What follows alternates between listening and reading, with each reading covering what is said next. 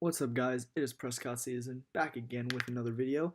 As you guys know, the NFL draft just happened this weekend, so I am going to be going over my personal review for how the Dallas Cowboys drafted. I'm going to be giving grades, kind of giving my opinions on each of the picks.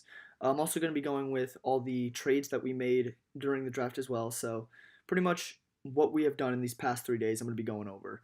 I will be doing a first round analysis for every team in a few days from now, but for right now, I'm just going to stick straight to Dallas Cowboys. We're going to start off with our first pick, round one, pick number 19. We drafted Leighton Vander Esch, the linebacker from Boise State. Um,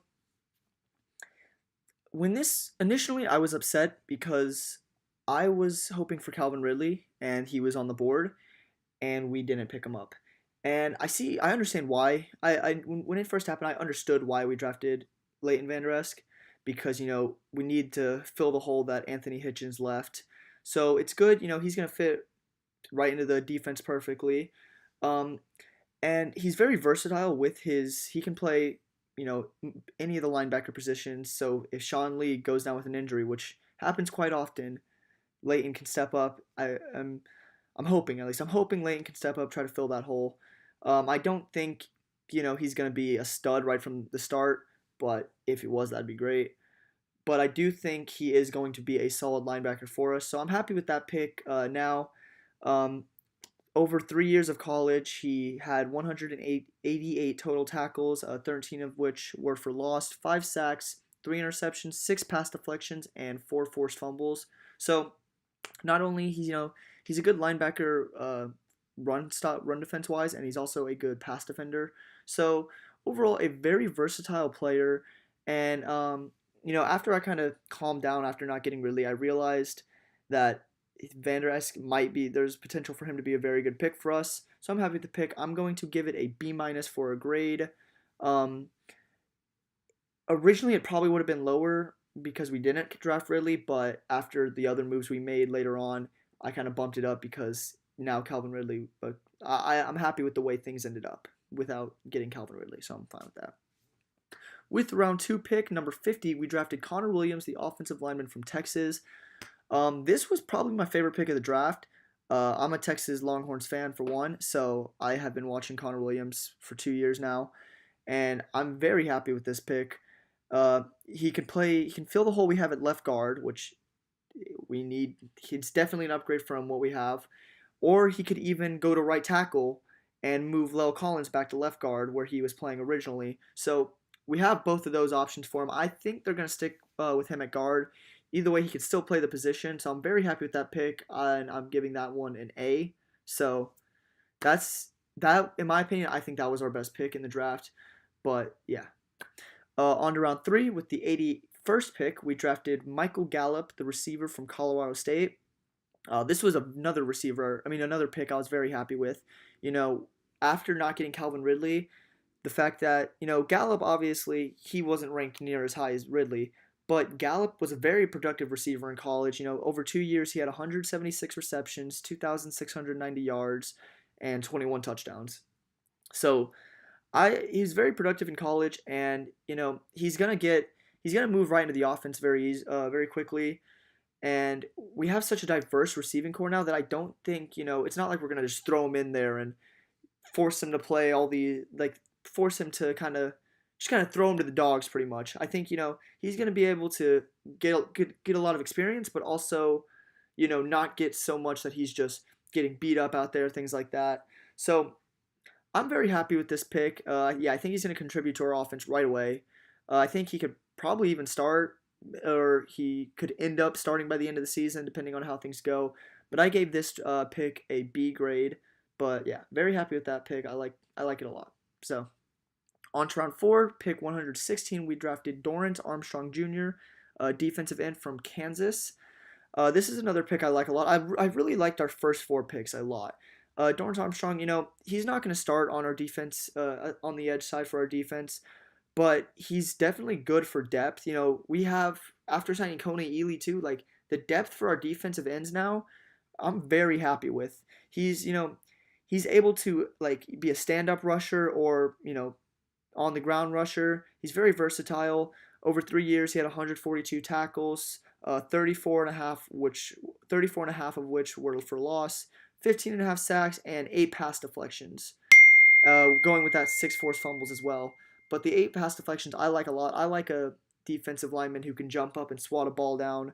David Irving does that a lot, and I'm hoping Dorrance Armstrong can be, someone just like that. So I'm happy with this pick. It's good depth. I gave it a C plus grade. On to our second pick in the fourth round, 137, we took Dalton Schultz. I think that's right. Tight end from Stanford. And this was after, the day before Jason Witten announced his retirement out of nowhere. He's a good blocker. Schultz is a good blocker. That's about it. He's not a great receiver. I don't know how much, honestly, we're going to give him playing time, especially with Jeff Swaim. Rico Gathers, I think, is going to get a lot of playing time, and Blake Jarwin, I think, are going to be our 3 tight ends going into the season. Even if we even go with 3 tight ends, I imagine we will. But I don't see us going with 4, and I don't see him making the 53-man roster. I think he could be on the practice squad, but maybe we keep him on as a blocker and keep Jarwin on the practice squad. I don't know what we're going to end up doing. I wasn't a huge fan of this pick. Over 3 years, he had 55 receptions, 555 yards, and 5 touchdowns. That's freaking weird. A lot of 5s, But I gave this grade a D. I wasn't too happy with this pick, but we'll see how it works out for us. Moving on to round 5, pick 171, we took quarterback Mike White from Western Kentucky. And over 4 years in college, which his first 2, he was at South Florida, he had a 62% completion percentage, 62% completion percentage, 11,262 yards, 74 touchdowns, and 31 interceptions. His 2 years at South Florida were not good. His 2 years at Western Kentucky is where most of those stats come from. But I don't see. I mean, he can come in and compete for a backup job. I don't know why I see taking a 5th-round pick. Obviously, 5th-round picks are still pretty late. Like it's gonna be, you're gonna have to get a good draft to find a stud in the 5th round. Obviously it happens, but I feel like you could have waited to draft a quarter. If you wanted a quarterback to compete for a backup job, then I feel like you could do that later. I wasn't a huge fan of this pick. I gave this pick a D as well, but yeah, we'll see. I don't know. I like Cooper Rush a lot too, so I don't know what I see is going to happen with Mike White, but we'll see. So after that, before the 6th round, we ended up trading one of our 6th round picks, pick number 192, to the Rams for Tavon Austin. And I'm, like, after this, that stacked our receivers. We had, I think, like 7 or 8 at that point. So we had a very full receiving core after making the trade. But I'm very happy with this trade because, we didn't give up much for it. Just a 6th round pick, and we had 3 going into that. And looking into his contract, we're not paying him. He doesn't have a hefty contract we're paying. I think I saw like the minimum we can pay is $1 million and the max is $4 million. So it's not like he's getting a huge contract from us. So I think it's kind of, low risk, high reward kind of thing. If it doesn't work out, oh well. And if it does, that's awesome. We didn't have to give up much for it to end up working out. So I'm happy with the trade. I think he's going to provide some speed. He's going to be good for returns, things like that, especially now that, Switzer's gone. Looks like he's probably going to be our return man. But yeah, I'm excited with the Tavon Austin trade. And I'm hoping it works out for us. But if it doesn't, oh well. Now, moving on to the 6th round, pick 193, we took linebacker Chris Covington from Indiana. This pick is you can tell he's more of like a project. He's got some raw talent, but he's got a lot to work on as well. So they're just going to hope that they can, develop him into a starting caliber linebacker, even if not just a decent depth linebacker. Over 4 years in college, he had 118 tackles, 15 of which were for loss, 5 sacks, and 5 pass deflections, as well as 1 forced fumble. I give this grade a C-, just because it could go wrong, but at the same time, it is a 6th round pick, so it's not like we're losing much. After that, with our other 6th round pick 208, we took Cedric Wilson Jr., wide receiver from Boise State. So 2 Boise State guys in this draft. Just, still adding to our receiving core, another pick. But I'm I don't see him making the roster, the final roster, especially with what we have right now. Over 2 years at college, he had 139 receptions, 2,640 yards, and 18 touchdowns. Yeah, but like I said, I don't see him making the final roster. I think we'll give him a lot of time in preseason, kind of see. I'm not expecting him to surprise us too much. But yeah, I'm not a huge fan of this pick, but we'll see. We'll see. Maybe he'll be like a Noah Brown almost. I'm excited to see how Noah Brown plays this season. But with our final pick in the draft, round 7, pick 236, we took running back Bo Scarborough from Alabama, which is a pick I am very, very happy with, especially getting in the second round. Obviously, Bo Scarborough, he's not the fastest running back, but he will beat you up. He is good for short situations, third and ones, fourth and inches, goal line situations. And I'm very happy with the pick, especially, we got him in the 7th round, and I feel confident that we'd be able to feed him, on 1 yard lines, 1 yard situations, things like that, and he'll be able to come through with us. So yeah, over 3 years, he had 267 rushing attempts, 1,512 yards, and 20 touchdowns. He had 21 receptions and 131 receiving yards, so he's not a receiving threat at all.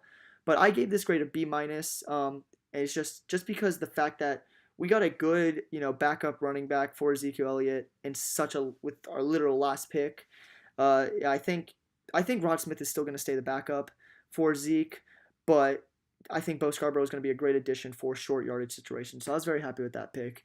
That concludes all of the picks we made, but after the draft, we made one more trade, and we traded away Ryan Switzer for Jihad Ward. Jihad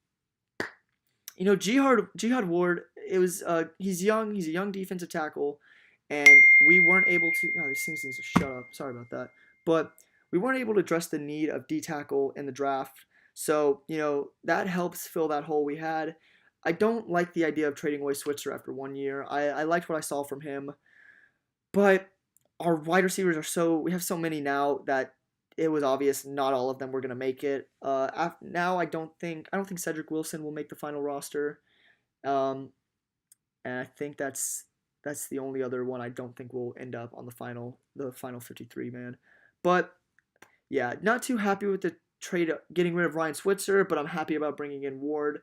So hopefully that pays off for us. I wish Ryan Switzer well. I like him a lot. He's plays with a lot of heart, so I hope he does well in Oakland. But yeah, that was a little recap for what the Dallas Cowboys did this weekend. Let me know down below what you guys think of the Cowboys draft, of the moves they made, how you think they're going to do this season. Any other teams, let me know what you guys think of your drafts. We'll go back and forth about it. If you enjoyed the video, please give it a like and subscribe to the channel for more videos like this. That is going to be all. Thank you, guys.